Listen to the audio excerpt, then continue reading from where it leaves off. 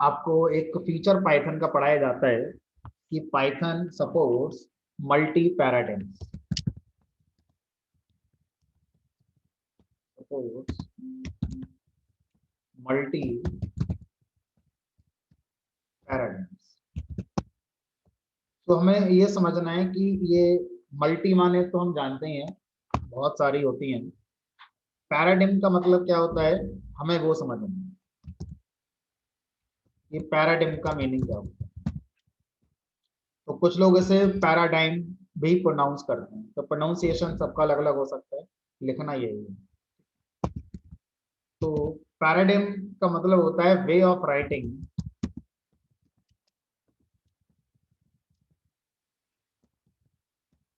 Statements in program. आप किसी भी प्रोग्राम को किसी पर्पस के लिए लिखते हैं। फॉर एग्जाम्पल, अगर मैं आपसे कहता हूं कि मुझे दो नंबर को सम करने का प्रोग्राम बनाना है, तो आप इस प्रोग्राम को जब लिखेंगे तो आपका जो मेन लॉजिक होगा वो ये होगा कि अगर नंबर x और y में है तो z equal to X plus Y, ये आपका मेन लॉजिक होता है। अब क्वेश्चन आता है कि आप इसे किस पैराडिम के थ्रू कोड में इंप्लीमेंट करेंगे। अगर आप पैराडिम यूज करते हैं प्रोसीजरल पैराडिम, प्रोसीजरल पैराडिम का कहना यह है कि काम तो यही स्टेटमेंट करेगा, लॉजिक तो यही है, लेकिन इसको लिखने के लिए आपको पहले एक फंक्शन बनाना पड़ेगा और ये लॉजिक आप फंक्शन के अंदर लिखेंगे। आप बिना फंक्शन बनाए इस लाइन को लिख नहीं सकते हमारे यहाँ। ऐसी प्रोग्रामिंग लैंग्वेज में सी लैंग्वेज का नाम आता है। अगर सी प्रोग्रामिंग लैंग्वेज में मुझे दो नंबर को ऐड करने के लिए प्रोग्राम बनाना हो, तो लॉजिक तो हम सबको पता है कि अगर दो नंबर दो वेरिएबल में रखे हुए हैं एक्स और वाई, और उनका एडिशन मुझे जेड वेरिएबल में रखना है, तो Z equal to X plus Y. इससे ज्यादा लॉजिक है ही नहीं कोई। क्वेश्चन आता है इसको लिखें कैसे। तो सी ने कहा फंक्शन बनाओ, फंक्शन के अंदर लिख दो। डायरेक्ट लिखा आपने अगर हमारे यहाँ पर बिना फंक्शन बनाए तो एरर के लिए तैयार रहना। तो सी का लॉजिक लिखवाने का जो तरीका है, यानी कि पैराडिम को स्टाइल भी कह सकते हैं, तरीका, ठीक है, वो है प्रोसीजरल स्टाइल, जिसमें हर लॉजिक फंक्शन में ही लिखा जाएगा। जावा प्रोग्रामिंग लैंग्वेज से पूछा गया आपके यहां पर ये लॉजिक अगर लिखा जाए तो कैसे लिखा जाएगा। जावा ने कहा हम हैं ऑब्जेक्ट ओरिएंटेड, हमारे यहाँ पर यही काम करने के लिए पहले तो आपको बनाना पड़ेगा फंक्शन, उसके बाद उस फंक्शन को भी किसी के अंदर रखना होगा, और जिसके अंदर फंक्शन को रखना होगा उसका नाम होगा क्लास। यानी कि अगर हम जावा का इस्तेमाल करते हैं इसी दो नंबर को ऐड करने के लिए, आउटपुट सी का जावा का एक ही आएगा। 10 + 20 30 होते हैं, चाहे आप सी से करा लो, चाहे जावा से करा लो, चाहे आने वाली 10 साल बाद की लैंग्वेज आएगी उससे करा ले, मैथमेटिक्स वही रहती है। फर्क पड़ता है किस प्रोग्रामिंग लैंग्वेज में कोड किस तरह से लिखा जा रहा है, ठीक है। तो जावा से अगर हम इस काम को कराएंगे तो इस लॉजिक को फंक्शन में लिखेंगे, फंक्शन को भी किसी में लिखेंगे, क्लास में लिखेंगे, तब जाके आपका कोड चलेगा। पाइथन से पूछा गया आपके यहां पर अगर ये लॉजिक लिखना हो तो कैसे लिखेगा प्रोग्रामर। पाइथन ने कहा हम सी को भी फॉलो कर रहे हैं जो कि प्रोसीजरल है, और जावा जैसी अप्रोच भी हमारे यहाँ पर यूज करी जाती है। यानी कि आप चाहो तो पहले फंक्शन बनाओ, फंक्शन को क्लास के अंदर बनाओ और फिर प्रोग्राम को रन करा दो। और आप चाहो तो कुछ भी ना करो, डायरेक्ट ये लॉजिक अपने प्रोग्राम में टॉप लेवल पर लिख सकते हो, बिना फंक्शन बनाए, बिना क्लास बनाए। डायरेक्ट आप लिख सकते हो Z equal to X plus Y, पहले एक्स को इनिशियलाइज कर देना, फिर वाई को इनिशियलाइज कर देना, फिर लिख देना Z equal to X plus Y और प्रिंट कर देना जेड के लिए, आउटपुट आ जाएगा। तो पाइथन हमारा 3 पैराडिम्स सपोर्ट करता है लॉजिक को लिखने के लिए। पहली पैराडिम हमारी जो होती है पाइथन के अंदर वो होती है इंपेरेटिव पैराडिम।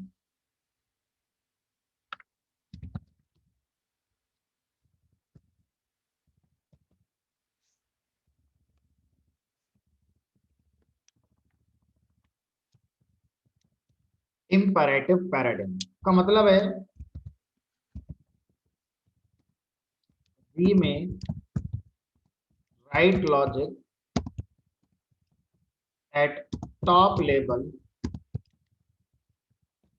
डायरेक्ट। ना तो मुझे कोई फंक्शन बनाना, ना मुझे कोई क्लास बनाना। ठीक, हम डायरेक्ट लिख सकते हैं इस तरह से logic.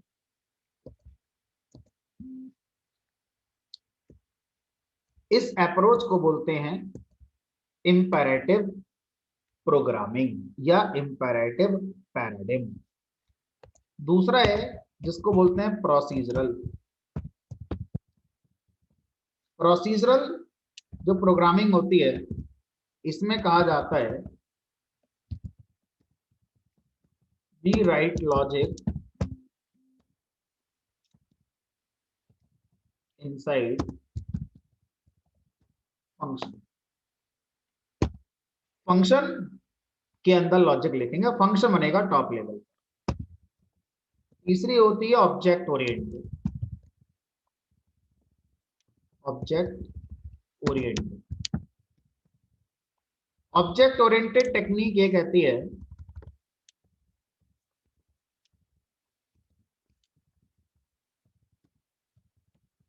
We write logic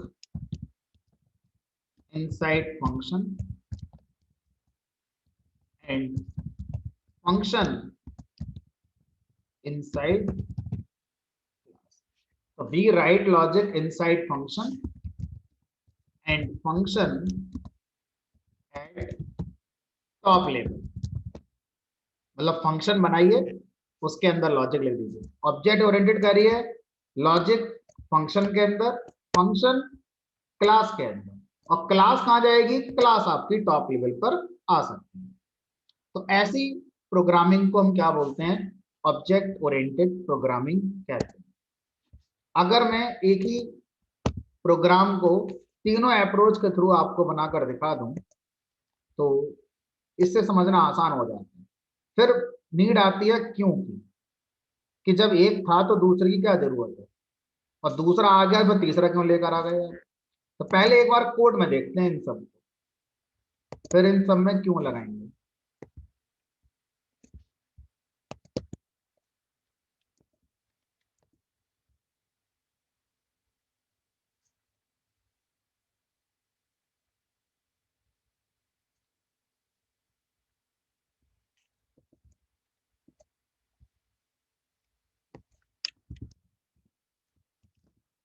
x equal to 10, y equal to 20, z equal to x plus Y, print z। ये जो प्रोग्राम में लिख रहा हूं इसे इंपेरेटिव स्टाइल कहते हैं। इंपेरेटिव स्टाइल रन करेंगे, रन। अब इसी प्रोग्राम को मैं प्रोसीजरल स्टाइल से लिख रहा हूं। फंक्शन बनाओ, फंक्शन के अंदर आप इन दोनों को लेके चलो, z equal to X plus Y कर देंगे,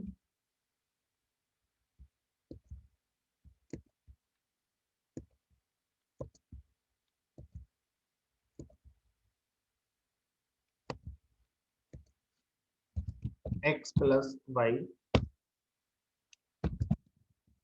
प्रिंट कर दिया मैंने z, और इसको मैंने एक दूसरे प्रोग्राम में सेव किया। अब जब इसको आप रन कराएंगे तो पहले फंक्शन को कॉल करना पड़ेगा तब चलेगा, और यहां पर अपना 1020 पास कर, आउटपुट आ गया 30। तो पहला प्रोग्राम है इंपेरेटिव स्टाइल से लिखा हुआ, दूसरा प्रोग्राम है प्रोसीजरल स्टाइल से लिखा हुआ। अब काम दोनों का एक ही है, तीसरा प्रोग्राम लिखते हैं, काम वही करना है। एक क्लास बना लेते हैं, कुछ भी नाम कर दो, मान लो टेस्ट नाम से लेते हैं।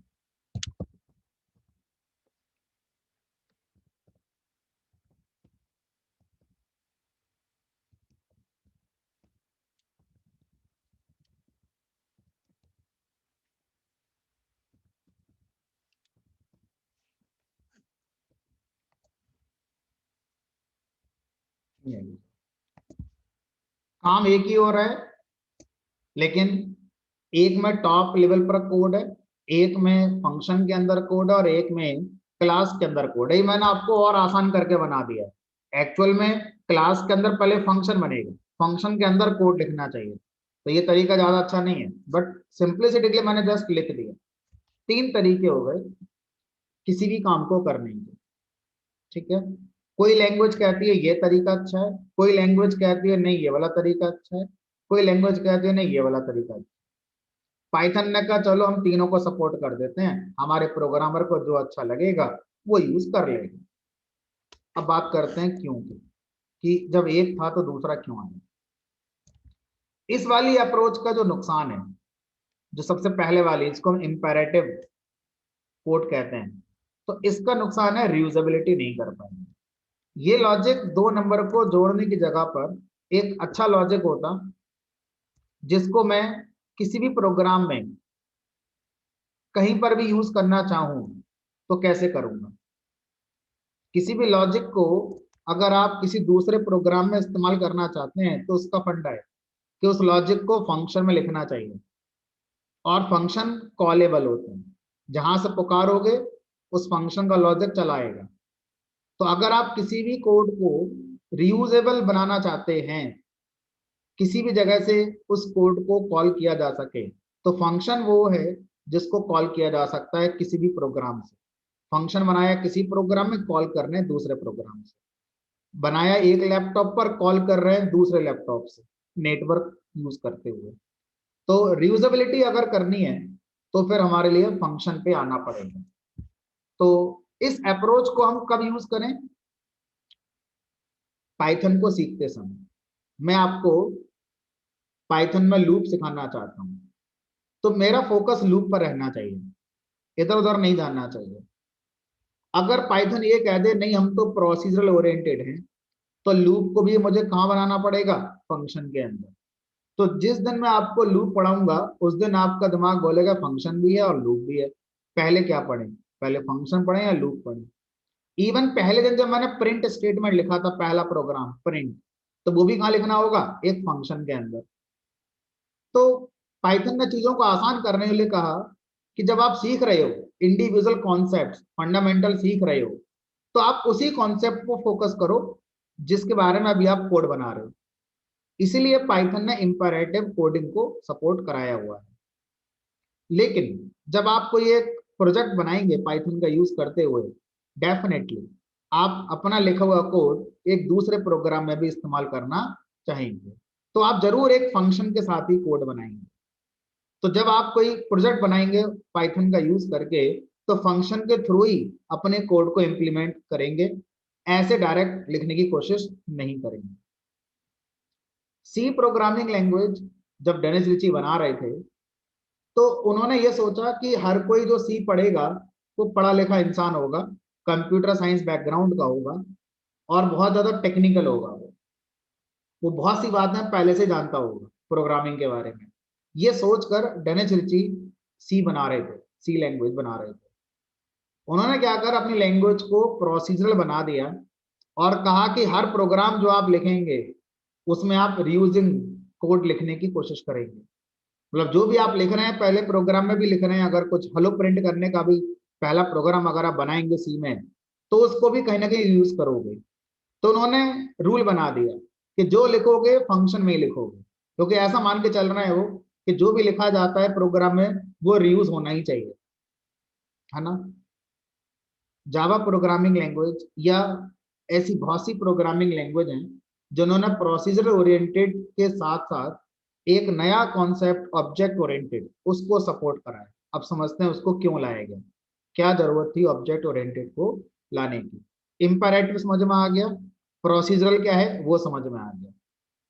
अब नेक्स्ट कॉन्सेप्ट को लाने की दो वजह हो सकती हैं, उन दो वजह को हम समझने की कोशिश करेंगे।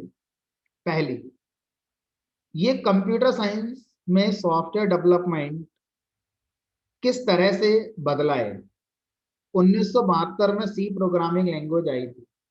तो अगर हम थोड़ा सोचें कि 1972 में कितने लोगों के पास लैपटॉप होता था खुद का, या एक शहर में कितने डेस्कटॉप कंप्यूटर होते थे। लैपटॉप तो होते ही नहीं होंगे 1972 में, हमारे डेस्कटॉप कंप्यूटर ही होते होंगे। कितने कॉलेजेस में लैपटॉप डेस्कटॉप होते होंगे, कितने लोगों के पास होगा, रेयरली। कितने लोग प्रोग्रामिंग करते होंगे, रेयरली। जितने आज करते हैं उसका मुश्किल से 1%। आज की डेट में जितने लोग प्रोग्रामिंग सीखने वाले हैं, अगर 1972 में जाके देखें तो उस समय आज के लोगों का 1% लोग होंगे जो वहां पर सीखते होंगे। अच्छा, उस समय जो लोग प्रोग्रामिंग सीखते होंगे वो किस चीज का सॉफ्टवेयर बनाते होंगे। 1972 में मोबाइल तो था ही नहीं, तो जितनी एंड्रॉयड ऐप, आईओएस ऐप बनती हैं ये तो बन ही नहीं रही होंगी 1972 में। 1972 में तो इंटरनेट भी नहीं था। जब इंटरनेट ही नहीं था तो वेबसाइट भी नहीं बनती होंगी। 1972 में तो बैंक भी नहीं था, तो बैंक में ऐसा भी नहीं था कि कहीं से पैसे डाल दो और यहां से निकाल लो, क्योंकि ये तो तभी होगा जब इंटरनेट होगा। जब इंटरनेट ही 1992 में आया है तो बैंक ऑटोमेशन भी नहीं होगा। कितने मेडिकल शॉप वाले मेडिसिन का डेटाबेस मेंटेन करने के लिए सॉफ्टवेयर यूज करते थे। बिग बाजार 1972 में पता नहीं था या नहीं था, और अगर था तो क्या वो बिल निकालने के लिए कंप्यूटर का यूज करता होगा बिल बनाने के लिए। अगर हम आज की डेट में डे टू डे एक्टिविटीज को देखते हैं तो 90% एक्टिविटीज सॉफ्टवेयर के थ्रू परफॉर्म कराई जाती हैं। 1972 में इतनी एक्टिविटीज होती भी नहीं थी, जो होती थी वो ऑन पेपर मेंटेन कराई जाती थी। अगर मेडिकल शॉप होती होगी तो वो रजिस्टर पे एंट्री करता होगा। कोई स्कूल कॉलेज होता होगा या कोई ऑर्गेनाइजेशन भी होगी तो वो एक रजिस्टर मेंटेन करती होगी, या बैंक भी अगर होगी तो ऑन पेपर पे सारा रिकॉर्ड मेंटेन करती होगी। यानी कि 1972 में, फिर हम ये बताओ प्रोग्रामिंग लैंग्वेज सीखेंगे क्यों, वजह क्या होगी। आज तो बहुत वजह है, डेटा साइंस उस समय तो थी नहीं, डेटा ही डेटा नहीं है, डेटा कहां से आएगा, इंटरनेट से मोबाइल से आएगा, वही चीज ही नहीं है। साइंटिफिक एप्लीकेशन के लिए, रिसर्च लेवल पे, आसमान में क्या हो रहा है, पृथ्वी के अंदर क्या हो रहा है। यानी कि उस समय जो कंप्यूटर साइंस जो शब्द था वो साइंटिस्ट लेवल पर ही यूज होता था, यानी कि रिसर्च लेवल पर चीजों को इंप्लीमेंट किया जाता है। ठीक है। धीरे धीरे क्या हुआ, जैसे जैसे डे टू डे एक्टिविटीज बढ़ती जा रही हैं, बैंक ओपन होने शुरू हो गए, ज्यादा कॉलेज खुलने शुरू हो गए, बहुत सारी ऑर्गेनाइजेशंस आ गई, बहुत सारे बिग स्टोर्स आ गए, इंटरनेट के थ्रू और बहुत सारी चीजें, शॉपिंग ऑनलाइन होने लगी, है ना। तो जैसे जैसे चीजें आगे बढ़ रही हैं वैसे वैसे क्या हो रहा है, हमारे डेली लाइफ एक्टिविटीज का ऑटोमेशन करने की नीड हो रही है। अगर मुझे टिकट चाहिए, आज से 20 साल पहले मुझे रेलवे प्लेटफॉर्म पर जाना होता था, 2 घंटे लाइन में लगते थे, तब जाकर टिकट कंफर्म होता था। और आज आपको 2 घंटे बर्बाद नहीं करने, आने का टाइम जाने का टाइम बर्बाद नहीं करना, घर बैठे बैठे ये काम हो जाता है। बड़ा आसान हो गया ये तो काम। अब तो ये हो कैसे गया, इसका क्या बनाया गया, एक सॉफ्टवेयर बनाया गया। इसी तरह से आपको मूवी देखनी है, घर बैठे बैठे टिकट बुक कर लो, रिचार्ज करना है। अब रात को 10 बजे इमरजेंसी कॉल करनी है, ठंड पड़ रही है, अब शॉप भी नहीं खुल रही होगी। ये आज से 15 साल पहले की कहानी सुना रहे हैं आपके लिए। आप में से काफी लोगों ने एक्सपीरियंस भी किया होगा। कैसे कराए रिचार्ज, ऐसा थोड़ी ना पेटीएम से कर लो घर बैठे बैठे रिचार्ज। 15 साल पहले की बात चल रही है ना, 20 साल पहले की बात चल रही है। तो ये तो 1972 में जाके समझ रहे हैं, जब सी बन रही थी उस समय की। तो उस समय तो इतना भी नहीं होगा।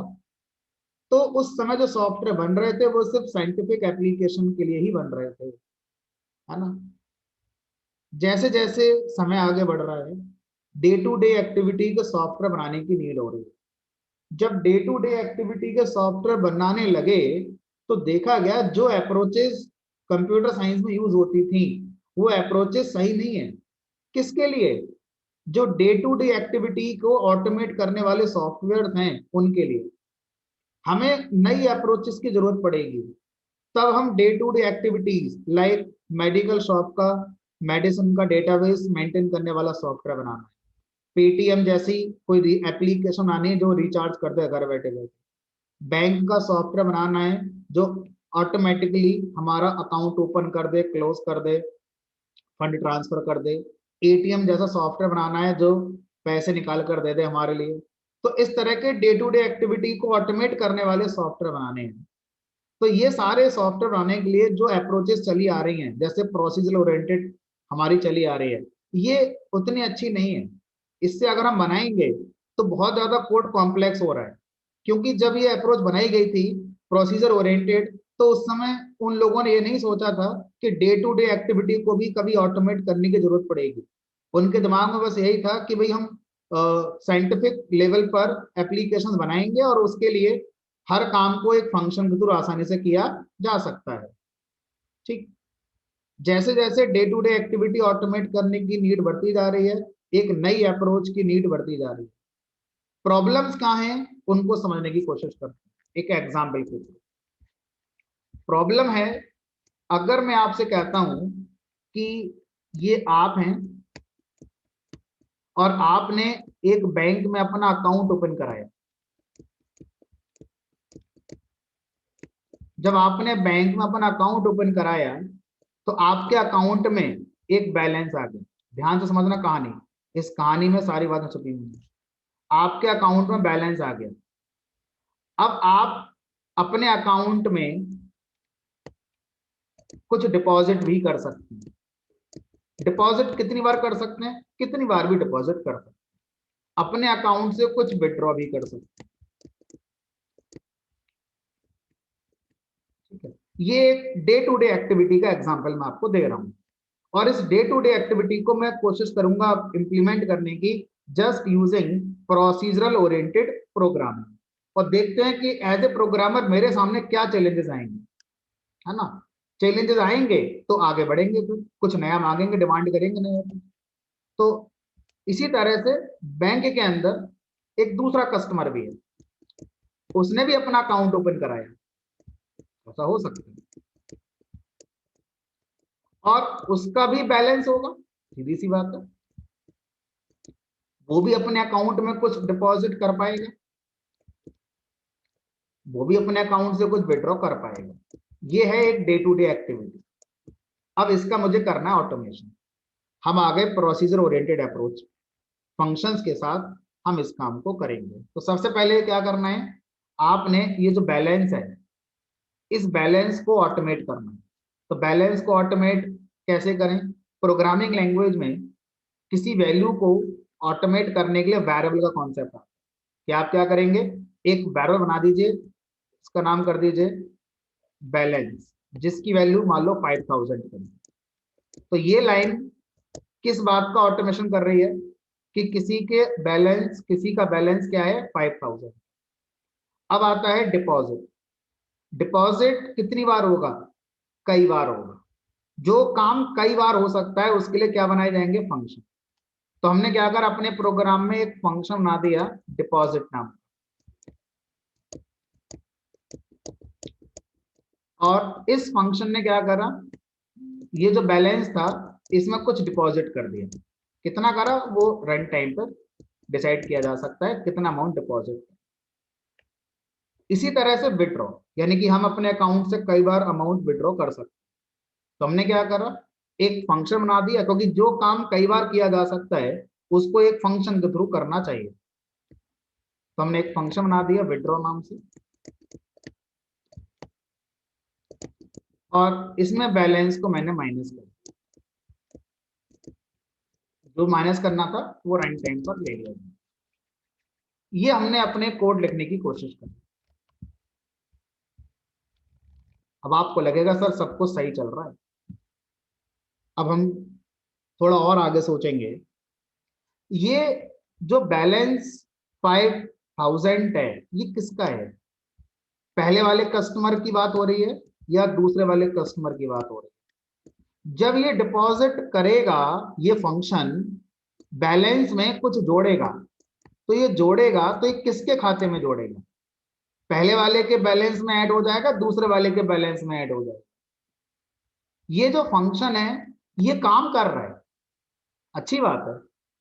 प्रोसीजर ओरिएंटेड प्रोग्रामिंग का पर्पज यही था, काम को कई बार करना है तो उस काम को फंक्शन में कराना है। यहां पर नीड थोड़ी ज्यादा है, काम को करना है, कई बार करना है, लेकिन ये भी बताना है किसके लिए करना है। इस वाले कस्टमर के अकाउंट के लिए ये काम करना है मुझे, या इस वाले कस्टमर के अकाउंट के लिए ये वाला काम करना है। ये बात प्रोसीजर ओरिएंटेड प्रोग्रामिंग हमें नहीं सिखा पाई। प्रोसीजर ओरिएंटेड प्रोग्रामिंग का ये हमें नहीं पता, हमें तो बस ये पता है इस काम को करना है, कितनी बार कराना है उतनी बार इसे कॉल कर दो। अब आप ये पूछो कि ये किसके लिए हुआ, ये हमारे पास इसका कोई जवाब नहीं है कि किसके लिए ये काम हुआ। बैलेंस 5000 है, हमें नहीं पता ये किसके अंदर है, ये पहले वाले कस्टमर का बैलेंस है या दूसरे वाले का बैलेंस है, हमें नहीं पता किसका। तो आप क्या करोगे, एक लिस्ट बना लोगे, भाई आप कुछ तो करोगे ही, एक लिस्ट बना लोगे। पहले वाले कस्टमर का बैलेंस आपने यहाँ रख दिया, दूसरे वाले का बैलेंस आपने यहाँ रख दिया, मान लो 3000, और आपने याद कर लिया कि ये पहले वाले कस्टमर का बैलेंस है, और जब ये फंक्शन चलेगा तो इसमें इस वाले बैलेंस में ऐड करना, क्योंकि ये फंक्शन खुद में कुछ नहीं पता क्या करेगा, आपको लॉजिक लगाना पड़ेगा, इसमें प्लस करना है और इसमें से माइनस करना है। ठीक है, अब कल को इसने अपना खाता क्लोज करा दिया तो ये हट गया यहां से, अब जीरो इंडेक्स पर कौन आ गया, अब ये आ गया। यानी कि आपका कोड बहुत ज्यादा कॉम्प्लेक्स होने वाला है, क्योंकि आप एक सही अप्रोच के थ्रू ये डिसाइड नहीं कर पा रहे हैं कि ये फंक्शनलिटी किसके लिए की जानी चाहिए, ये बैलेंस किसके लिए मेंटेन करना है। इन क्वेश्चंस के आंसर को देने के लिए एक नई अप्रोच बनाई गई, और ये क्वेश्चंस हमेशा हमारे सामने आएंगे कब, जब जब हम डे टू डे एक्टिविटी, ना कि साइंटिफिक एप्लीकेशन, साइंटिफिक एप्लीकेशन नहीं है ना कि मुझे टेम्परेचर पता करना है, टेम्परेचर का प्रेडिक्शन करना है कि 4 दिन बाद का टेम्परेचर क्या होगा, नहीं, ये साइंटिफिक एक्टिविटी है। इस तरह की एक्टिविटी के लिए हमें बहुत ज्यादा जरूरत नहीं पड़ेगी किसी नई टॉपिक की, प्रोसीजर ओरिएंटेड प्रोग्रामिंग से हो जाएगा कि 4 दिन बाद का टेम्परेचर क्या होगा। एक प्योर साइंटिफिक कॉन्सेप्ट, सेंटीग्रेड को फ़ारेनहाइट में कन्वर्ट करने का प्रोग्राम लिखना है, इसमें कौन सी डे टू डे एक्टिविटी हमारी आपकी है, पूरे प्योर साइंटिफिक एप्लीकेशन। समझ में आ रहा है? तो हमें ऐसी एक्टिविटीज को ऑटोमेट करने की जरूरत पड़ रही है जो ये वाली है, जिनसे एक आम इंसान जुड़ा हुआ है ना, डे टू डे एक्टिविटी हम ही तो कर रहे हैं। तो अब जब जब इस तरह के सॉफ्टवेयर का ऑटोमेशन किया जाएगा, हमेशा क्वेश्चन आपके सामने ये रहेगा कि काम तो हम कर रहे हैं लेकिन ये समझ नहीं आ रहा है वो किसके लिए काम कर रहे हैं। ठीक है, एक दूसरा एग्जाम्पल मैं लेता हूं, थोड़ा फनी एग्जाम्पल और आसान हो जाएगा। मान लीजिए आपसे मैं कहूं कि ये एक प्लेयर है, ये एक दूसरा प्लेयर है, क्रिकेट वाला एग्जाम्पल ले लिया क्योंकि क्रिकेट लगभग सबको समझ में आ जाता है। अब इस क्रिकेटर के अंदर स्ट्राइक रेट, इसके अंदर टोटल रन है जो अब तक इसने बनाई, इसका भी स्ट्राइक रेट होगा अपने कैरियर का, इसने भी कुछ रन बनाए हैं। और भाई ये बैट्समैन है तो कोई काम भी करता होगा, बैट्समैन काम क्या, बैटिंग करना, कितनी बार करेगा। हमने कहा अगर ये अपने कैरियर में 20 साल खेला और एक साल में इसने अगर 50 मैच खेले तो ये तो कई बार बैटिंग करके जाएगा, तो वो काम जो ये कई बार करेगा फंक्शन बना देंगे। एक फंक्शन बना दिया बैटिंग, और ये बैटिंग फंक्शन क्या करेगा, इसके स्ट्राइक रेट और इसके रन को मैनेज करेगा। जैसे जैसे बैटिंग करता जाएगा स्ट्राइक रेट या तो कम ज्यादा होगा एवरेज वाला, रन इसके ऑब्वियसली बढ़ेंगे बढ़ेंगे। ठीक है, अब हमने कहा ऑटोमेशन करो, डे टू डे एक्टिविटी है, कोई साइंटिफिक कॉन्सेप्ट तो है नहीं, है ना। तो अब हमने क्या करा, स्ट्राइक रेट के लिए बना दिया वेरिएबल, रन के लिए बना दिया वेरिएबल, और इसके लिए बना दिया फंक्शन, फंक्शन का नाम कर दिया बैटिंग। अब हमने कहा बैटिंग करो, बैटिंग करो, तो हमने बैटिंग फंक्शन कॉल कर दिया। हमने कहा कौन कर रहा है बैटिंग, ये नहीं पता कौन कर रहा है बैटिंग, रोहित शर्मा कर रहा है कि विराट कोहली कर रहा है, ये नहीं पता, बस बैटिंग हो रही है। कौन कर रहा है नहीं पता, किसके लिए काम किया जा रहा है, इस क्वेश्चन का आंसर नहीं है। काम किया जा रहा है ये सही है, किसके लिए किया जा रहा है ये सही नहीं है। इस क्वेश्चन के आंसर को देने के लिए जो कॉन्सेप्ट लाया गया उसका नाम है ऑब्जेक्ट ओरिएंटेड प्रोग्रामिंग।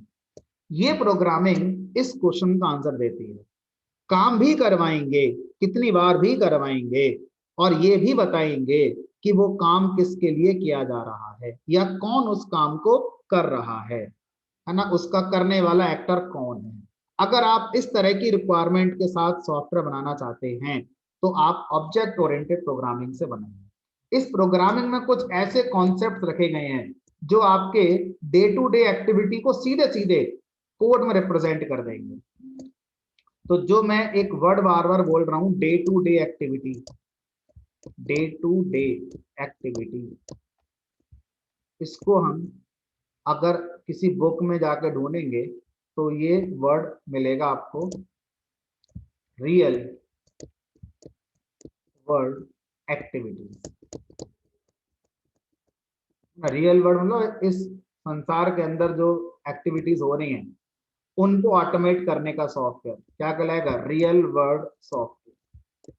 तो रियल वर्ल्ड सॉफ्टवेयर का मतलब होता है ऐसा सॉफ्टवेयर जो हमारी डे टू डे एक्टिविटी को आसान करे। ऐसे सॉफ्टवेयर को हम क्या बोलते हैं, रियल वर्ल्ड सॉफ्टवेयर कहते हैं। तो वेदर फॉरकास्टिंग करने वाला सॉफ्टवेयर कोई रियल वर्ल्ड सॉफ्टवेयर नहीं है इस नजरिए से, वो एक साइंटिफिक एप्लीकेशन। समझ में आती है चीजें। चलो, तो अब अगर आपसे कहा जाए कि ऑब्जेक्ट ओरिएंटेड प्रोग्रामिंग ने ऐसा क्या किया जिससे ये सारी प्रॉब्लम समझना आसान हो गया, तो ऑब्जेक्ट ओरिएंटेड प्रोग्रामिंग का जो मेन नाम रखा गया है उस नाम पर अगर आप जाओ तो पहले वाले ओ का मतलब है ऑब्जेक्ट, दूसरे वाले ओ का मतलब है ओरिएंटेशन। ओरिएंटेशन का मतलब है हमारा फोकस कहाँ है, हम किसको फोकस करके, किसको सेंटर में रखकर चीजों के बारे में सोच रहे हैं, वो है हमारा ओरिएंटेशन। पी मतलब पैराडिम या प्रोग्रामिंग, पी को आप पैराडिम कहिए या आप प्रोग्रामिंग कहिए, जो आपका मन करता है वो कहिए।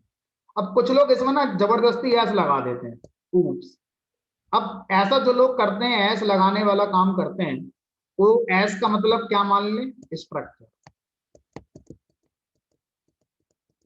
तो ऑफिशियली कहीं ऊप्स नहीं लिखा जाता, कॉलेज लाइफ में ही ऊप्स बोला जाता है, अदरवाइज ऊप ही होता है, एस का कोई सिग्निफिकेंस नहीं है। और अगर आप रखते हैं तो एस का मतलब स्ट्रक्चर मान लो। तो अब यहाँ पर जो हमारा मेन वर्ड है ओ, दैट इज ऑब्जेक्ट, उसके बाद दूसरा वर्ड है ओरिएंटेशन, तीसरा वर्ड है पैराडिम या प्रोग्रामिंग। हमारा फोकस क्या है, हमारा ओरिएंटेशन क्या है, हमारा ओरिएंटेशन है ऑब्जेक्ट। प्रोसीजर ओरिएंटेड प्रोग्रामिंग में ओरिएंटेशन क्या था, काम। प्रोसीजर, प्रोसीजर मतलब फंक्शन, फंक्शन को फोकस करेंगे, किसको सेंटर में रख के कोड लिखा जाएगा, फंक्शन को फोकस करके हमारा कोड लिखा जाएगा। ऑब्जेक्ट ओरिएंटेड प्रोग्रामिंग में हमारा फोकस शिफ्ट हो गया, फंक्शनलिटी से कहां चला गया, ऑब्जेक्ट के पास चला गया। ये ऑब्जेक्ट कौन है, ये वही है जिसके लिए काम किया जाता है या जो कोई काम करेगा। ये बैटिंग करने वाला बैट्समैन है, ये अकाउंट है जिसके अकाउंट में अमाउंट डिपॉजिट होगा, ये कस्टमर है। समझ में आ रहा है। तो ऑब्जेक्ट का मतलब है जिसके लिए काम किया जाएगा या जो कोई काम करेगा, उसको क्या बोलेंगे, उसको बोलेंगे यहाँ पर हम ऑब्जेक्ट। ठीक है। अब अगर हम रियल वर्ड को ऑटोमेट करने के लिए सॉफ्टवेयर बनाने जा रहे हैं तो उसका नाम रियल वर्ड प्रोग्रामिंग क्यों नहीं कर देते, रियल वर्ड प्रोग्रामिंग क्यों नहीं कर देते, उसका नाम ऑब्जेक्ट ओरिएंटेड प्रोग्रामिंग क्यों कर रहे हैं। तो जब इस क्वेश्चन के आंसर को आप ढूंढने जाएंगे तो आप बोलेंगे एक ही बात, ये बोलो चाहे ये बोलो, क्यों एक ही बात है, समझते हैं। अगर मैं आपसे कहूं कि जिस लैपटॉप से मैं आपको पढ़ा रहा हूं उस लैपटॉप का कोई एक जनरलाइज नाम बताइए। तो उस लैपटॉप का जनरलाइज नाम आएगा ऑब्जेक्ट। जिस मोबाइल से हम और आप बात करते हैं उसका एक जनरलाइज नाम बताइए, तो उसको क्या बोलेंगे? ऑब्जेक्ट। जिस चेयर पर आप बैठे हैं उसका कोई एक जनरलाइज नाम बताइए, ऑब्जेक्ट। जिस कार से आप ट्रेवल करते हैं, कार के अलावा कोई और नाम है उसका? जनरलाइज नाम, ऑब्जेक्ट। जिस दुनिया में जो भी चीजें हैं, अगर हम उनको एक जनरलाइज नाम दे दें, तो वो जो एक जनरलाइज नाम होता है, जो वन वर्ड है, वो है ऑब्जेक्ट। यानी कि मोबाइल मोबाइल बाद में है, पहले वो एक ऑब्जेक्ट। लैपटॉप बाद में, पहले वो एक ऑब्जेक्ट है। ह्यूमन भी एक ऑब्जेक्ट है। आपने कोई फ्रूट खाया, वो फ्रूट भी एक ऑब्जेक्ट है, अब चाहे वो एप्पल है चाहे बनाना है। जिस व्हीकल से आप ट्रेवल करते हो वो व्हीकल भी एक ऑब्जेक्ट। ठीक है। तो अगर हम डिक्शनरी में ऑब्जेक्ट वर्ड का मीनिंग ढूंढें, तो डिक्शनरी ये कहता है एनी रियल वर्ड एंटिटी। इस संसार की कोई भी वस्तु को हम पहले क्या बोलते हैं? ऑब्जेक्ट कहते हैं। और जब उसके बारे में पता चल जाता है वो क्या काम करती है, उसमें क्या चीजें होती हैं, तो फिर हम उसको एक नाम रख देते हैं। तो वो लैपटॉप कैटेगरी की ऑब्जेक्ट है, या मोबाइल कैटेगरी का ऑब्जेक्ट है, या कार कैटेगरी का ऑब्जेक्ट है, या ह्यूमन कैटेगरी का ऑब्जेक्ट। फिर हम बाद में उसको क्लासीफाई करते रहते हैं, लेकिन सबसे पहले क्या है हमारा? सबको जो भी है दुनिया के अंदर, वो ऑब्जेक्ट। अब देखो, इस वर्ड के आ जाने से क्या फायदा होगा?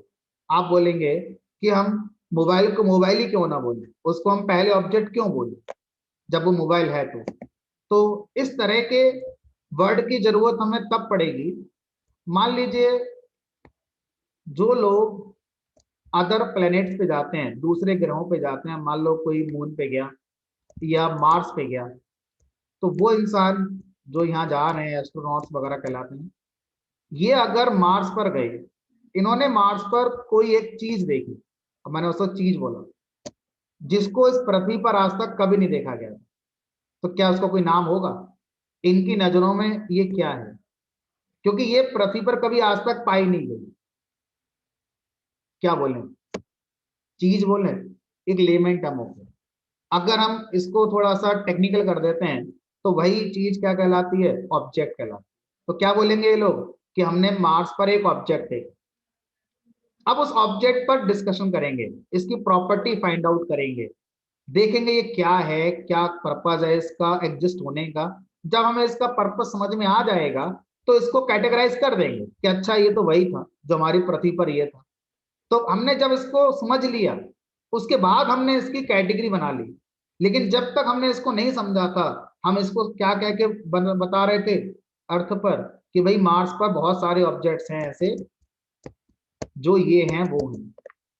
समझ में आ रहा है? तो दुनिया की किसी भी चीज का पहला नाम क्या हो सकता है? ऑब्जेक्ट हो सकता है। बहुत सी सिचुएशन में ये आपका कोई ऐसा काम आसानी से करा देगा, अगर ये वर्ड नहीं होता तो वो काम करना या किसी को समझाना आसान नहीं होता। ठीक है। चलो, तो ऑब्जेक्ट ओरिएंटेड प्रोग्रामिंग क्यों रखा गया नाम, वो समझ में आ रहा होगा। क्योंकि दुनिया के अंदर जो भी चीज एग्जिस्ट करती है उसको क्या बोलते हैं? ऑब्जेक्ट कहते हैं। और हम जो भी सॉफ्टवेयर लिख रहे हैं, हम उसी को ऑटोमेट करने के लिए लिख रहे हैं, यानी ऑब्जेक्ट को ही ऑटोमेट कर। बैंक एक ऑब्जेक्ट है, मोबाइल एक ऑब्जेक्ट है, कार एक ऑब्जेक्ट है, लाइब्रेरी एक ऑब्जेक्ट है, मेडिकल शॉप एक ऑब्जेक्ट मान लो। यानी कि इस दुनिया में जो भी चीज है वो सब ऑब्जेक्ट है, और उसी को ऑटोमेट करना है प्रोग्राम के अंदर। तो हमें फोकस में क्या रखना है? ऑब्जेक्ट को रखना है। इसलिए टॉपिक का नाम पड़ गया ऑब्जेक्ट ओरिएंटेड प्रोग्रामिंग। फोकस है ऑब्जेक्ट। आई होप समझ में आ गई स्टोरी, क्या जरूरत है इन चीजों की। तो आज की डेट में जितनी भी लैंग्वेजेस हैं जो हमारे रियल वर्ल्ड सॉफ्टवेयर को डेवलप कराना चाहती हैं, वो कैसी बनेंगी? ऑब्जेक्ट ओरिएंटेड ही बनेंगी।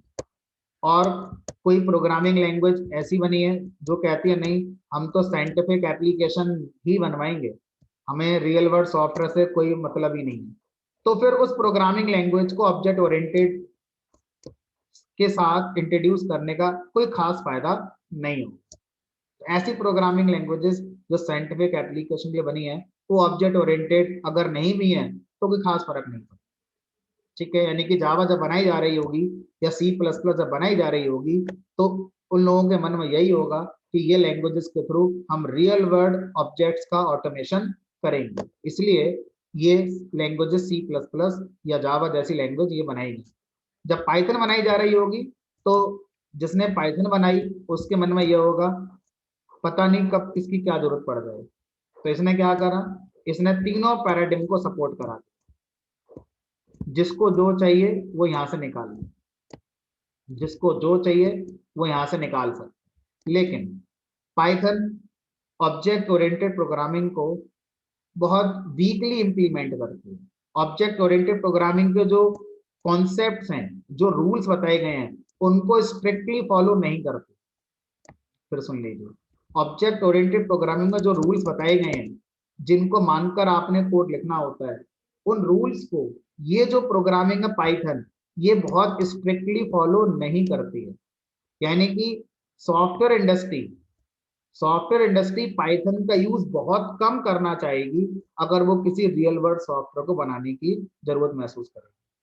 फिर सुन लीजिए, सॉफ्टवेयर इंडस्ट्री पाइथन लैंग्वेज को यूज नहीं करना चाहेगी अगर वो हमारा कोई रियल वर्ल्ड सॉफ्टवेयर बनाने की सोच रही है, क्योंकि पाइथन ने ऑब्जेक्ट ओरिएंटेड प्रोग्रामिंग को बहुत अच्छे से कह सकते हैं इम्प्लीमेंट नहीं किया, या उस लेवल पर इम्प्लीमेंट नहीं किया है जिस लेवल पर सी प्लस प्लस और जावा लैंग्वेजेस ने इम्प्लीमेंट किया है।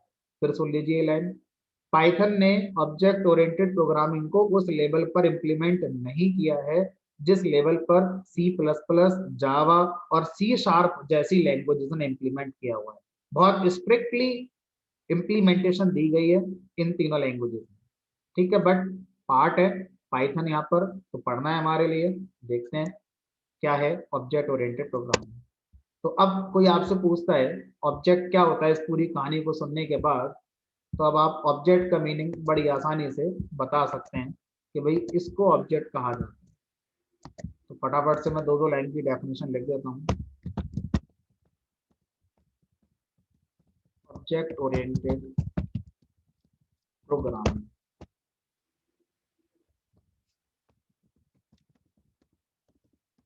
It is a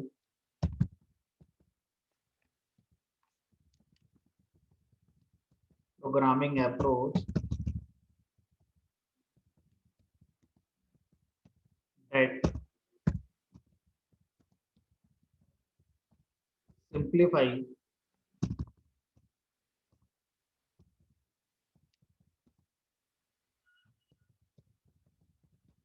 development and maintenance of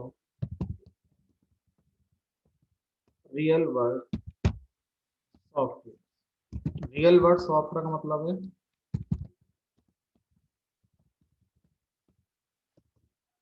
that automates day to day activities. कुछ एग्जांपल्स की बात करते हैं।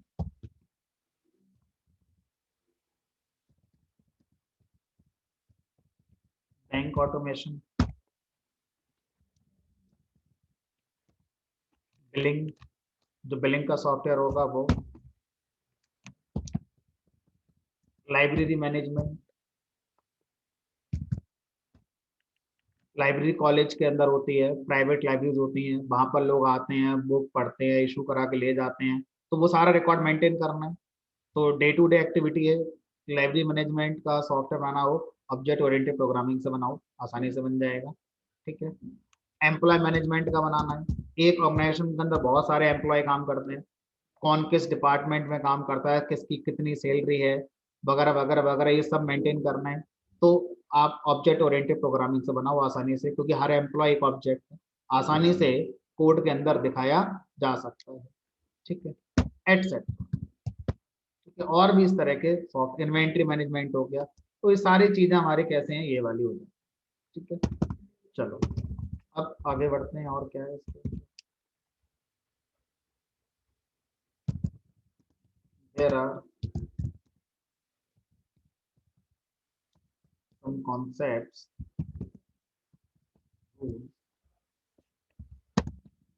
Object oriented program. First rule क्या है, आपको जो भी सोचना है कोड में वो ऑब्जेक्ट को फोकस करके सोचना। फिर उसके बाद आपने क्लास को लेकर समझना है। फिर एक कॉन्सेप्ट आएगा इनहेरिटेंस।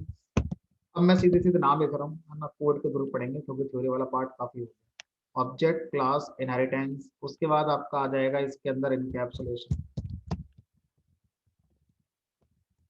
फिर इसमें आ जाएगा आपका एब्स्ट्रैक्शन, फिर आ जाएगा इसके अंदर पॉलीमॉर्फिज्म।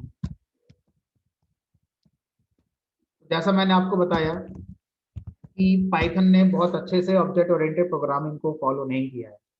तो पाइथन का कहना यह है कि हम बस शुरू के 3 को ही फोकस करेंगे, यानी पाइथन में आप ऑब्जेक्ट, क्लास, इनहेरिटेंस को ही देख पाएंगे।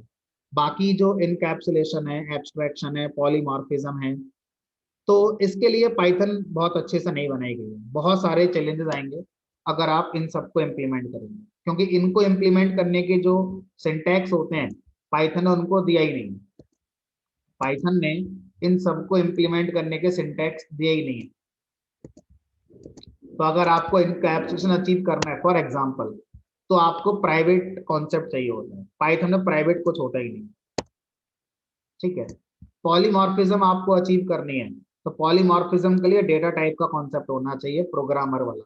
अब प्रोग्रामर को डेटा टाइप तो मैनेज ही नहीं करने, तो जब प्रोग्रामर को डेटा टाइप मैनेज नहीं करने, तो ये टॉपिक की जरूरत ही नहीं। समझ में आ रहा है, ठीक है। तो इस तरह से शुरू के 3 बहुत अच्छे से पाइथन ने समझाए, बाद के तो बस आप पढ़ो पढ़ो ना पढ़ो एक ही बात। चलिए एक एक करके समझना शुरू करते हैं। Object,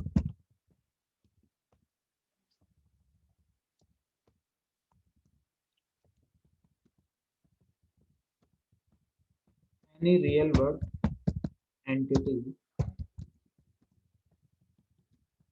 can be represented as object in program. इस लाइन का क्या मतलब है, फिर समझते हैं। आपने कहा था कि ये एक बैट्समैन है, इस बैट्समैन ने कुछ रन बनाने हैं अपनी लाइफ में, इसका कुछ स्ट्राइक रेट है, कोई इसका नाम भी होगा, इसकी कुछ एज भी होगी, ये बैटिंग करता है। प्रोग्रामिंग लैंग्वेज कहती है ये सारी चीजें वेरिएबल बन जाएंगी, इसको आप फंक्शन बना लेना। लेकिन अगर मैं आपसे कहूं बैट्समैन जो है ये कौन है, इसको क्या दिखा सकते हैं, इसके रन दिखा सकते हैं वेरिएबल से, इसका स्ट्राइक रेट वेरिएबल बन जाएगा, ये जो काम करता है उसको फंक्शन कह देंगे। हम बैट्समैन को ही दिखाना चाहते हैं प्रोग्राम में, तो बैट्समैन कैसे दिखाया जाए, एनी रियल वर्ड एंटिटी, यानी कि बैट्समैन भी आ गया, can be represented as object in program. तो ऑब्जेक्ट ओरिएंटेड लैंग्वेजेस क्या कहती हैं, इस बैट्समैन को ऑब्जेक्ट मानकर प्रोग्राम में दिखाया जाता है, ठीक है। आप बैंक में जाते हैं, इमेजिन करिए सिचुएशन, आप बैंक में जाते हैं और बैंक वाले से कहते हैं मेरा अकाउंट ओपन कर दीजिए। बैंक वाले ने आपसे आपकी डिटेल पूछी, आपका आधार, पैन, जिस कंट्री में है उसके हिसाब से चीजें पूछी गई, और उसने अकाउंट ओपन कर दिया। अब आपने उससे एक क्वेश्चन पूछा कि लाओ अकाउंट दे दो, अपने घर ले जाऊंगा मैं, तो वो आपको क्या दे, बैंक का जो एम्प्लॉय है अकाउंट ओपन करने के बाद आप उससे कह रहे हैं लाओ दे दो मैं अपने घर ले जाऊंगा अकाउंट, तो क्या अकाउंट फिजिकली एग्जिस्ट करता है, जिसको देखा जा सकता हो, जिसको टच किया जा सकता हो, जिसको उठाकर यहाँ से वहां ले जाए, नहीं, हमने कहा नहीं।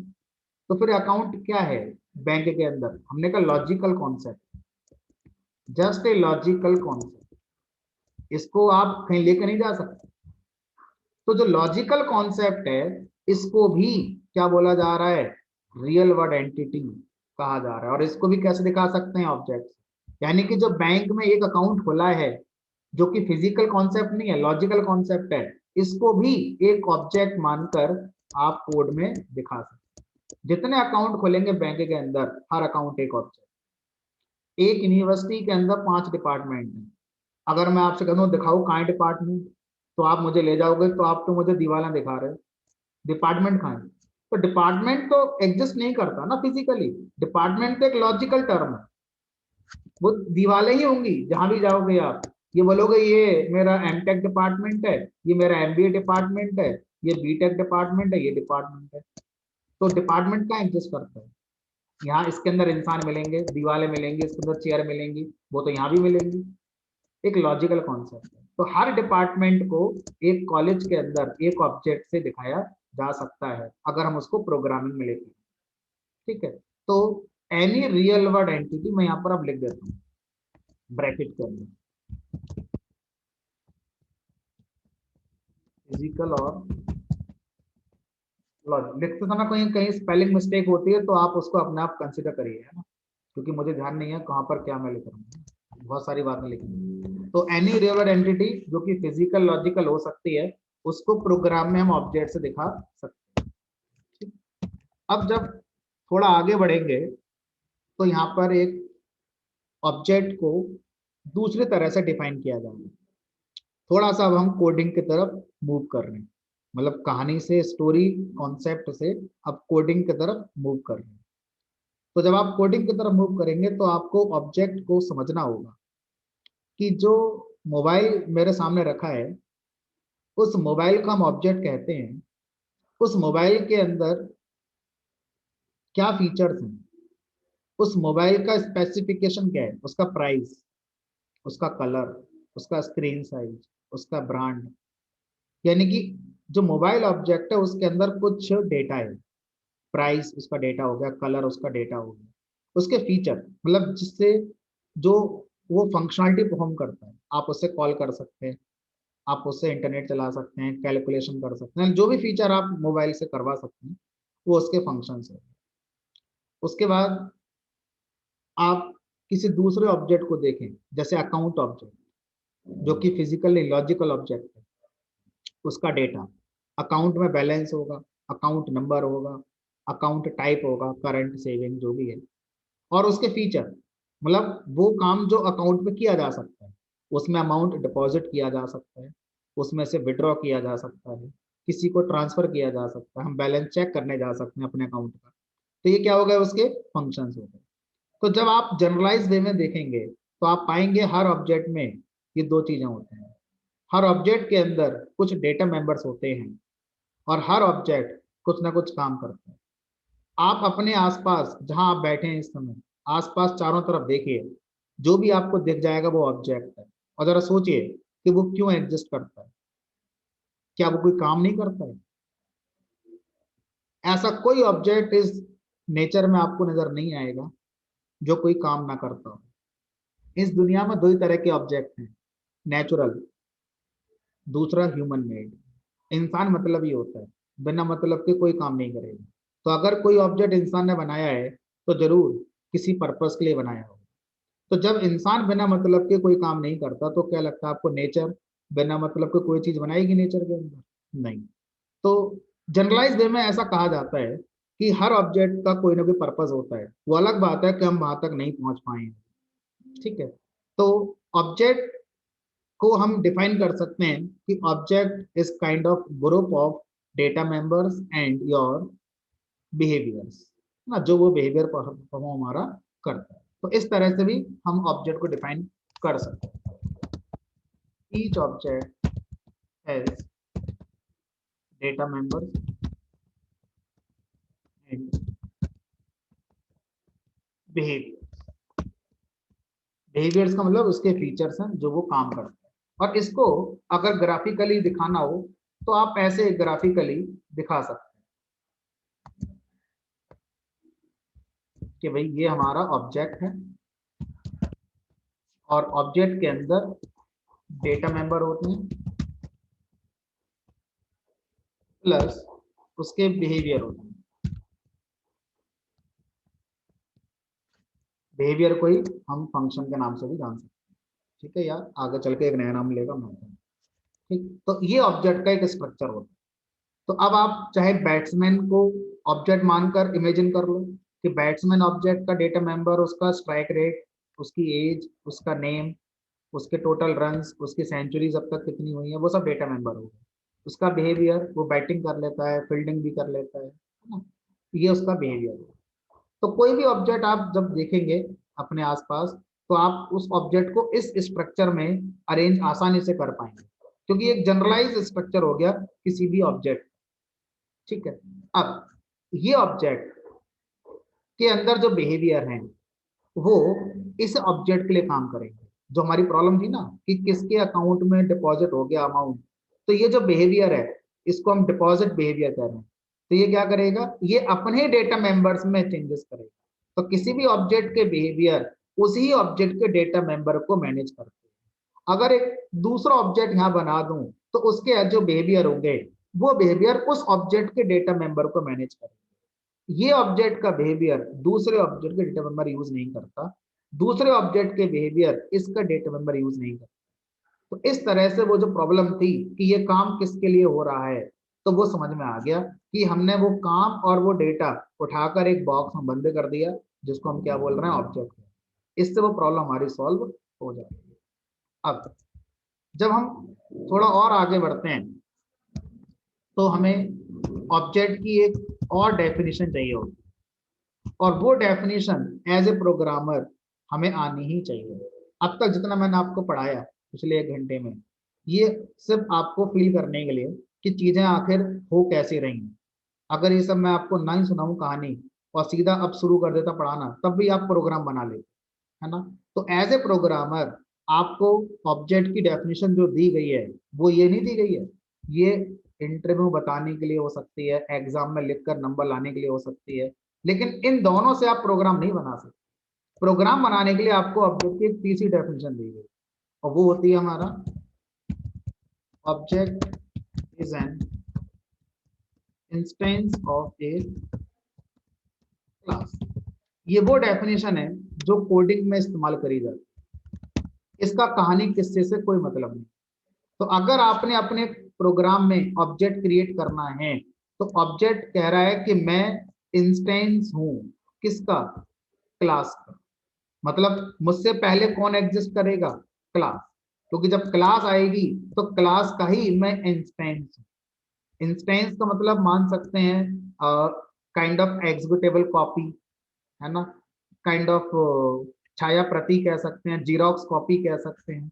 तो पहले ये होना चाहिए, और जब ये होगा तब इसके इंस्टेंसेस बनेंगे, और उन इंस्टेंसेस को ही क्या बोलेंगे हम, ऑब्जेक्ट कहेंगे। ठीक है, तो अगर हम कोड के अंदर ऑब्जेक्ट बनाएंगे तो पहले हमें क्या चाहिए होगी, क्लास। तो मुझे पहले आपको क्या समझाना पड़ेगा, कोड में जाने के लिए पहले मुझे आपको क्लास भी समझाना पड़ेगा, क्योंकि अगर मैंने आपको क्लास नहीं समझाया तो आप एज ए प्रोग्रामर कभी कोड नहीं लिख पाएंगे। कहानी किससे सुना लेंगे, नंबर ले आएंगे, बट आप प्रोग्रामर नहीं बन पाएंगे कभी। तो उसके लिए पहले क्लास को सीखना पड़ेगा कि क्लास क्या हो। तो अगेन इस क्लास के लिए एक डिफरेंट स्टोरी मैं आपको सुनाता हूँ, छोटी सी बहुत। ये एक इंजीनियर है, अपने आप को मानना, अपने आप को मान लो, किसी को भी मान लो। ये एक इंजीनियर है, और इस इंजीनियर से कहा गया कि आपने एक कार बनानी है। तो इसको पता है कार बनाने के लिए टायर चाहिए होंगे, बॉडी चाहिए होगी, ग्लास चाहिए होगा, मटेरियल चाहिए होगा। तो पहली अप्रोच है कि ये क्या करे, सारे जो रॉ मटेरियल है उसको कलेक्ट करे, फिर असेंबल कर दे और कार बनाकर तैयार करे। अब इस अप्रोच में प्रॉब्लम ये आएगी कि अगर इसने कार को इस तरह से असेंबल कर दिया, और उसके बाद जब इसमें हमने 4 लोगों को बिठाया तो अंदर सीटिंग स्पेस ही सही नहीं आ रहा है। इसने सोचा ही नहीं कि स्पेस कम ज्यादा तो नहीं है, ऐसा तो नहीं है कि पीछे वाली सीट पर जो लोग बैठ रहे हैं वो सही से बैठ ही नहीं पा रहे हैं और आगे वालों आराम से बैठे हुए हैं। हो सकता है जब कार को रोड पर चलाया गया तो जरा सा भी ब्रेकर आता है तो ग्राउंड क्लियरेंस अच्छी ना होने की वजह से बार बार कार आपकी टच हो जाती है रोड पर। नाइट में जब कार चलाई जा रही है और हेडलाइट ओपन करी गई, तो हेडलाइट का जो फोकस आ रहा है, ये फोकस बहुत दूर जा ही नहीं रहा है। तो अब कितना भी सेट कर लो वो आगे जा ही नहीं रहा है। ये बहुत सारी समस्याएं हैं जो उस कार में आ सकती है। दूसरी अप्रोच क्या है कार को बनाने की, हम कार का रॉ मटेरियल लेके ही नहीं आएंगे। हम पहले पेपर पे कार की डिजाइन बनाएंगे और सोचेंगे कि कितना स्पेस आगे देना है, कितना स्पेस पीछे देना है। इंच में देना है, फिट में देना है, जो भी मेजरमेंट रखनी है आप प्रॉपर मेजरमेंट पहले पेपर पे लिखेंगे।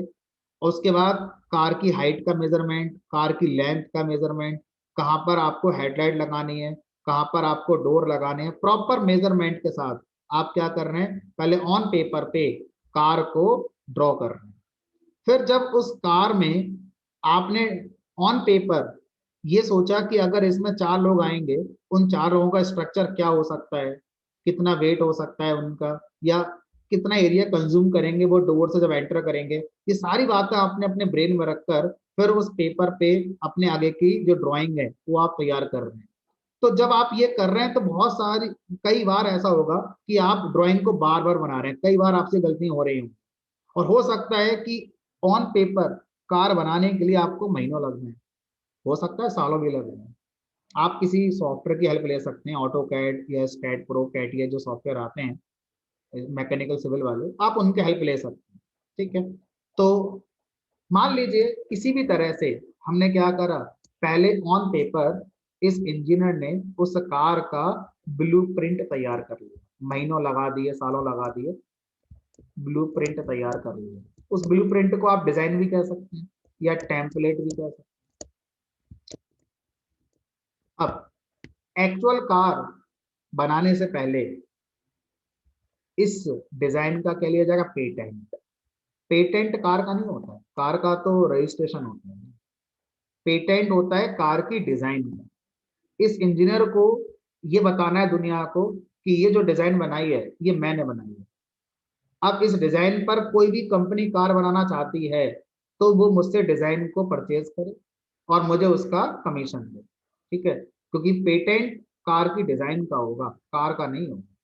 उसके बाद बहुत सारी कंपनियों को जब इसने प्रेजेंटेशन दी कि मैंने देखो ये डिजाइन बनाई है और इससे ये फायदा वगैरह वगैरह, इसमें सारी बातें बता दी।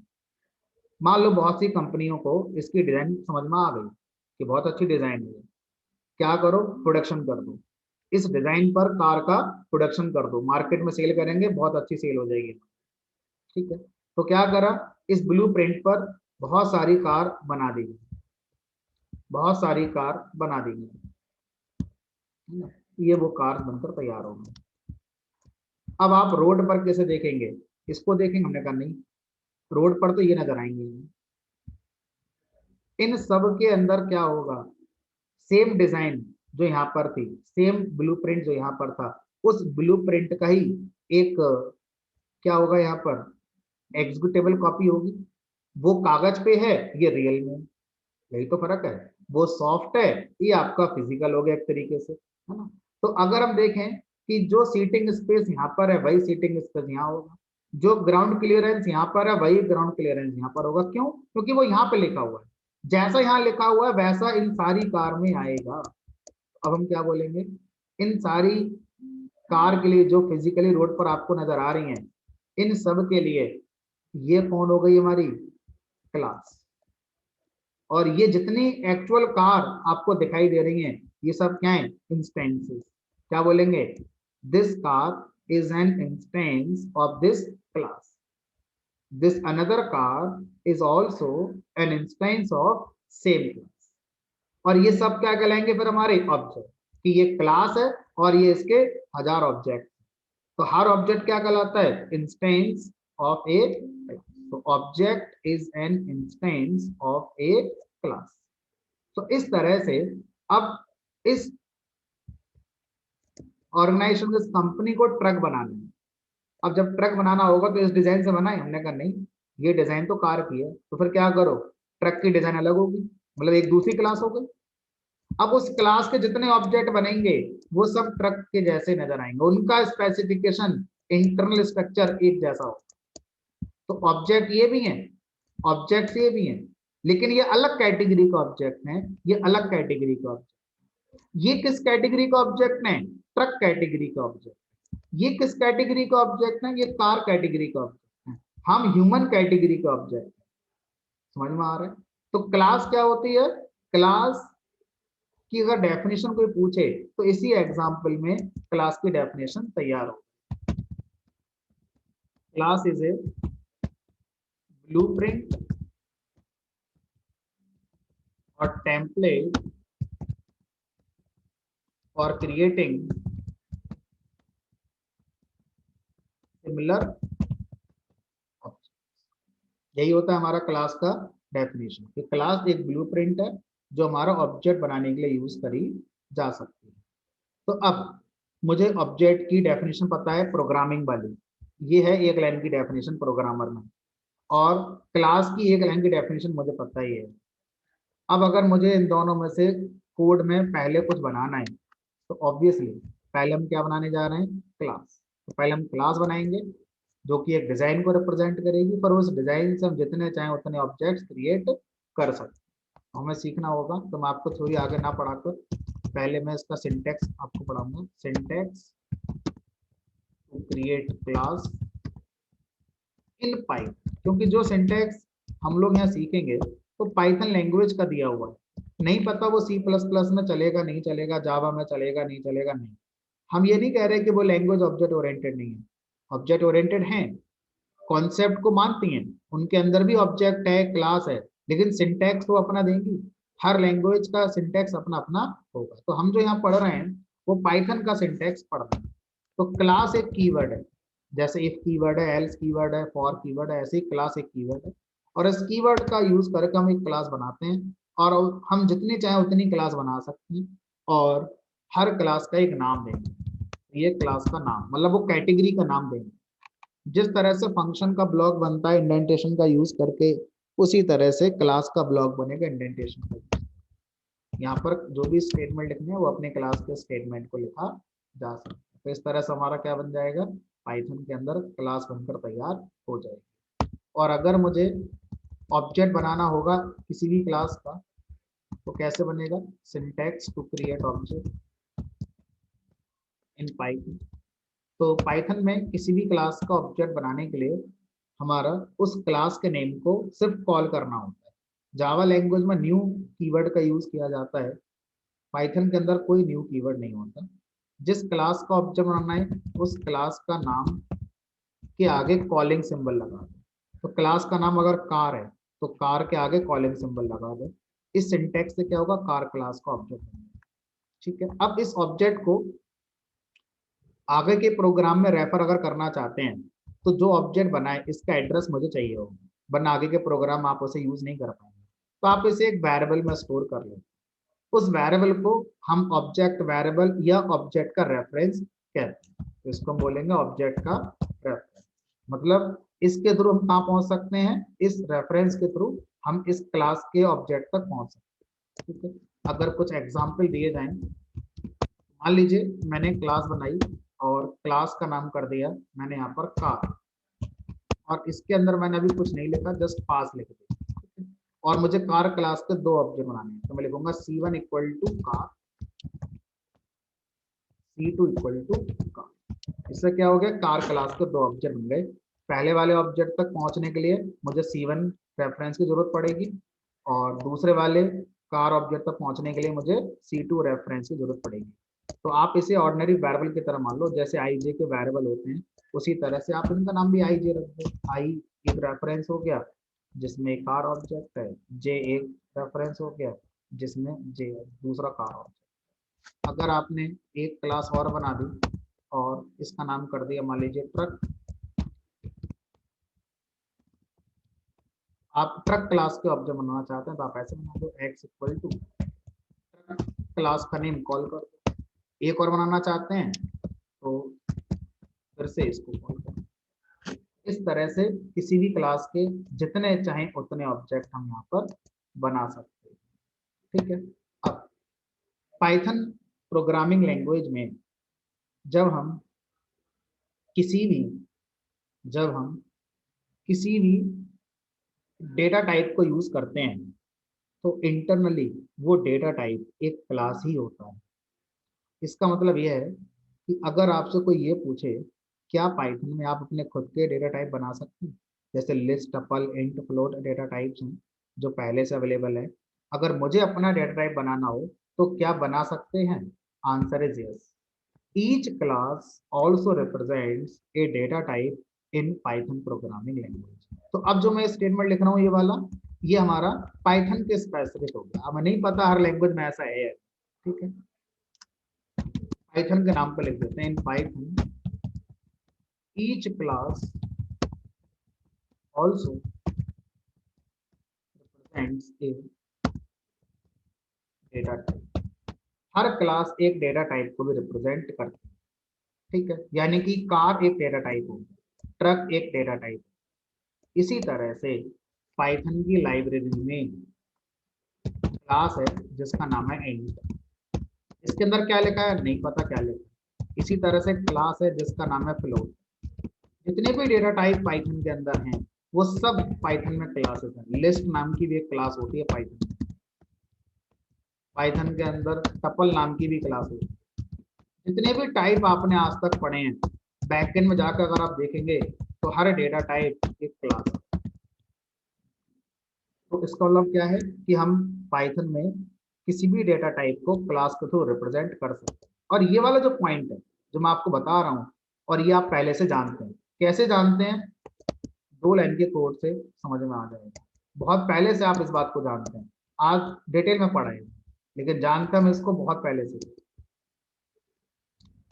जिस दिन आपको मैंने वेरिएबल वगैरह जो पढ़ाए थे, मैंने लिख दिया x=10, और मैंने आपसे कहा था कि मुझे यहाँ बताने की जरूरत नहीं है x इंटीजर है या फ्लोट है। पाइथन खुद डिसाइड करेगा कि x क्या स्टोर कर रहा है। तो अगर हम पाइथन से पूछें कि भाई x क्या स्टोर कर रहा है, तो यहाँ पर जब मैं प्रिंट कराता था तो ये वही आता था ना। तो उस दिन मैं कहता था इसको फोकस मत करो, आज मैं कह रहा हूँ इसको फोकस करो।